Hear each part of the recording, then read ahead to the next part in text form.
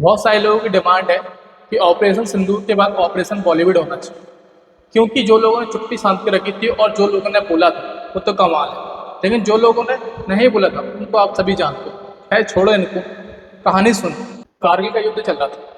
उस टाइम नाना पाटेकर साहब ने आर्मी के ऑफिसर को फ़ोन लगाया और कहा कि कारगिल के युद्ध में मुझे जाना है, देश के लिए लड़ना है, सैनिकों के साथ मिलकर वहाँ पे काम करना है। अफसरों ने वहाँ मना कर दिया। बोला ये चीज़ें आम नागरिक के लिए नहीं है और आप आम नागरिक, आपके पास कोई ट्रेनिंग नहीं है, वहाँ सिर्फ वही लोग जा सकते हैं जिनके पास लड़ने के लिए ट्रेनिंग होती है, एक्सपीरियंस होता है, पता होता है कि लड़ा कैसे जाता है। नाना पाटेकर साहब ने बोला मुझे तो जाना ही है। अफसर ने बोले ये पॉसिबल नहीं है। नाना पाटेकर साहब बोले पॉसिबल कौन कर सकता है। उन्होंने बताया ये सिर्फ और सिर्फ डिफेंस मिनिस्टर साहब कर सकते हैं। नाना पाटेकर साहब ने डायरेक्टली उनको फ़ोन कर लिया। मिनिस्टर साहब को फ़ोन करने के बाद बोला कि मुझे कारगिल के युद्ध में जंग लड़ने के लिए जाना है, देश की सेवा करना है। मिनिस्टर साहब ने साफ मना किया, यहाँ पे आम नागरिक नहीं जा सकते और आपके पास कोई भी ट्रेनिंग नहीं है।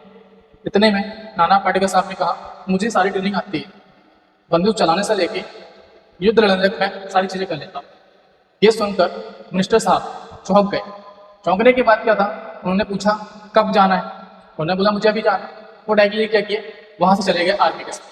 1 से 2 मंथ उन्होंने आर्मी के साथ कारगिल के युद्ध में टाइम बताया, वहाँ पर लोगों की सेवा की, साथ ही साथ सारी चीज़ें उन्हें खुद की, हॉस्पिटल से लेके मेडिकल से लेके वो सारी चीज़ें करी।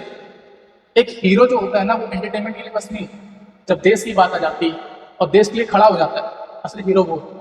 आजकल के हीरो सिर्फ और सिर्फ एंटरटेनमेंट के लिए बने।